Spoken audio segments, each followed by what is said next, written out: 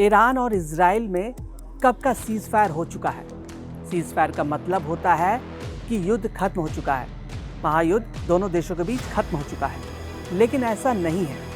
अब भी Israel Iran पर आसमान से बम वर्षा कर रहा है। ईरान में कत्लेआम मचा हुआ है।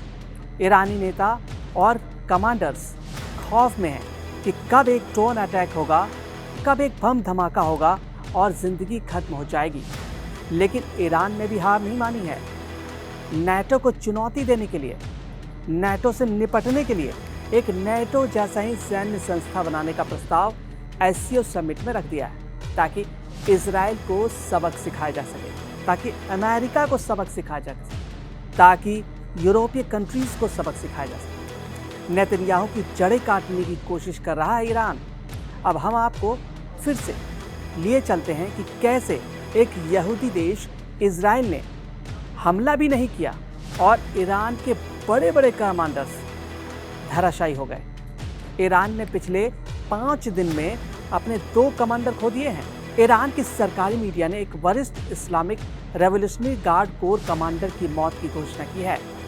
उनका मौत अली तैयब की मौत के 5वें दिन बाद हुई है, जो ईरान के प्रमुख सुरक्षा अधिकारी थे। पहले खामनेई के बेहद करीबी राजदार, वो राजदार जो सब कुछ जानते थे खामनेई के बारे में, अली तैयब, उसको ढेर कर दिया। छिपे हुए थे, उनकी तस्वीर भी आपको कहीं नहीं मिलेगी। इतने वो खुफिया जानकारी खामनेई तक पहुंचाते। आंख कान कहा जाता था अली तैयब को। उसे इजराइल ने, मोसाद ने ढेर कर दिया अली तैयब को, और अब ईरान के प्रमुख सुरक्षा अधिकारी को मार गिराया है। ईरान के मुताबिक रेवोल्यूशनरी गार्ड के इमाम अली बेस के डिप्टी कमांडर गुलाम हुसैन घेबर परवार की मौत हो गई है। इनकी मौत का कारण फिलहाल 1988 में ईरान और इराक के बीच हुए युद्ध में प्रयोग किए गए रासायनिक हथियार को बताया जा रहा है। मतलब केमिकल वेपन से ईरानी सुरक्षा अधिकारी की हत्या की गई है। रासायनिक हथियार के इस्तेमाल पर बैन है पूरी दुनिया में। आप युद्ध में भी इसका इस्तेमाल नहीं कर सकते। लेकिन इजराइल ईरान के कमांडरों को तड़पा तड़पा कर मारना चाहता है, इसलिए वो केमिकल युद्ध लड़ रहा है। ईरान में सीज फायर हो चुका है, बावजूद इसके खौफ में हैं ईरानी कमांडर्स और ईरान के नेता। दावा किया गया है कि रासायनिक चोट ही अब उनकी मौत की बड़ी वजह बनी है।